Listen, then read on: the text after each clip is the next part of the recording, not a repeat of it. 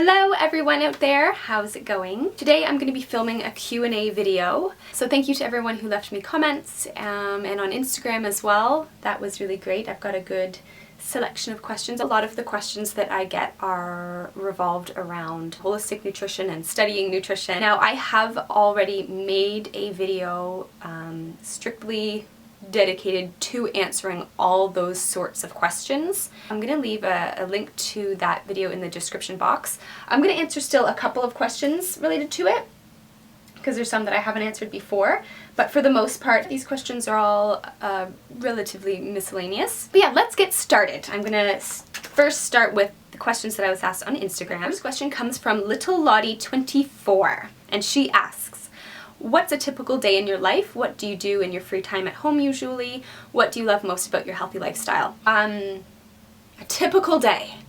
Okay, a typical day would just basically be, I don't know, it's so hard to say. Every day is different. I feel like I don't know how to answer this question. This is like stressful. I guess a typical day would be either going to work. If I'm not at work, I'm usually either filming a video or I'm editing a video, or I spend a lot of time working on various different projects that I work on, doing things with my website. Lately I've really been enjoying going for a nice walk in my neighborhood. I feel like I'm missing like a big event that occurs every day. Like, I don't know, I eat breakfast when I wake up. I guess that's typical. What do you do in your free time at home usually? In my free time, 100%, I'm either writing. I love to write. I love poetry. Especially at nighttime before I go to bed, I'll be writing in my journal and that. Other than that, for the most part, I'm usually just doing kind of a lot of computer related things, whether it be a blog post. It's been a long time since I've done art. I do love to paint and I love to draw. That used to be one of my favorite things to do in my spare time. What do you love most about your healthy lifestyle? I don't know, I think there's just something really rewarding about living simply and eating simply, respecting where we come from, respecting our roots as humans, and just really understanding the interconnectedness of it all, I guess. There's so many elements in my life that are related to living as nature, I guess, intended it, and for me, I really enjoy that, as opposed to, I guess, being disconnected from the natural world, if that makes sense. I don't know. I guess just feeling good. Just feeling good. That's what I love most about it. Next question comes from Shannon. She asks, what makeup do you wear on a typical day? Thank you for asking, Shannon, because I actually do plan on making a my everyday makeup routine video. I don't wear that much makeup. I don't own that much makeup.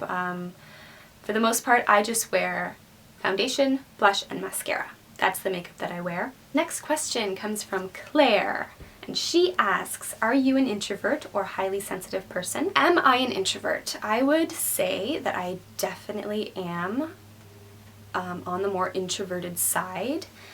When I was younger, I used to be a lot more extroverted, and I still am quite extroverted at times. I kind of refer to myself as an introverted extrovert, or an extroverted introvert. I definitely hold both sides of that spectrum. When it comes to, ways that I energize, it's definitely through solitude. I really, really need alone time in my life, and even if it's not necessarily alone time, I really value one-on-one time with people. I don't always like to be in large groups and large crowds and things like that. I definitely do love a good time. I love to go out. Definitely, no doubt about that. Am I a highly sensitive person? Absolutely, 100%. I'm very sensitive, actually, and this is something that I'm always working on, is just trying not to take on so much that surrounds me. I tend to get anxious pretty easily. I get overwhelmed really, really easily. I've gotten a lot better at it as I've gotten older, in terms of being a little bit stronger. Melissa Diego, she asks, what made you interested in being a holistic nutritionist? I've always been interested in health ever since I was really young. What led me to it would have essentially been when I fell on a very spiritual journey about 5 years ago. I just fell upon holistic health and holistic living, and I started to learn a lot about that. And then I was just like, this is so what I want to do. I resonate with everything that this has to do with, and that's kind of, I guess, what led me to studying holistic nutrition and doing what I do now. This question comes from Lisa Emerald, and she asks, what is your favorite combination of veggies/fruit to make for a green juice? This is a good question. I would say that one of my favorite green juices is cucumber, celery, apple, and ginger. I also love juicing beets and carrots, so I like beets, carrots, and navel oranges juiced all together. It's really tasty. My next question comes from Ella Weed, and she asks, sorry if you've been asked this a million times, but what camera/lens do you use? Don't be sorry, don't worry about it. I've only been asked that like a couple of times. So the camera that I use is a Canon T3i, and my lens is a Canon zoom lens 18 to 55 millimeters. This is actually just the kit lens. It's just the lens that came with the camera when I bought it. I really want a new lens. I'm still educating myself on the different kinds of lenses. But yeah, that's just the lens that I use, 50. But then it also says 58 millimeters there. Honestly, I need help.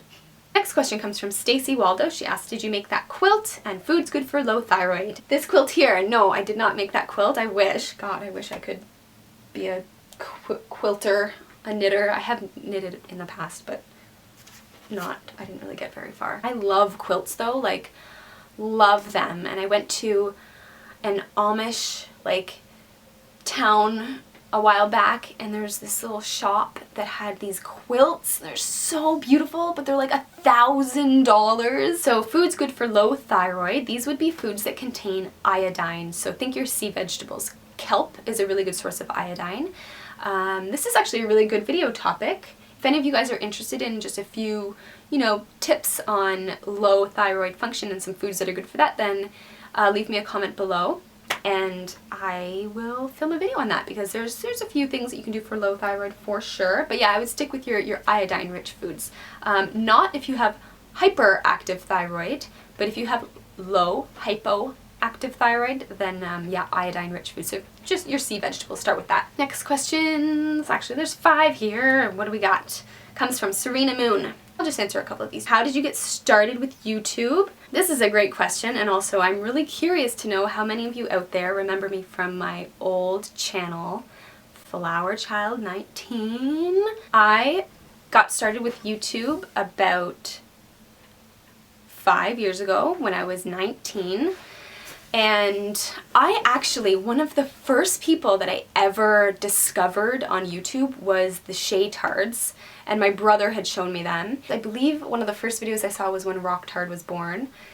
And I remember thinking, that's so cool that they make videos. I just remember wanting to do that. I was like, I want to make videos. Like, I don't know, I was just really inspired by them. I have no idea why. So basically, my first channel that I ever made was a channel where I shared all of my spiritual musings, metaphysical, just thoughts and epiphanies that I would have. I did that channel for a couple of years actually, and it was a great community that I had in there. It's actually funny, I logged into that channel last night just to watch some of those old videos. I was so like, that was like the beginning of the very beginning of everything that changed in my life with regards to what I started learning with natural living. I was really big into like raw food. I was so enveloped in the world of like metaphysics, really intense philosophical musings. It was a very interesting time. It was a very interesting time indeed. So much of it was great, and I'm so thankful for the path that I went along, and some of it is, still with me today, but it's just funny to watch it back because I've come so far in just who I am as a person. Basically everything that's on this channel now is where I am today, and I feel a lot more grounded in my life today than I did, 4 or 5 years ago. And that's, I guess, what got me started in YouTube. Where do you see yourself in 5 to 10 years? I like this question. I still see myself doing a lot of what I do today, but on a more advanced level.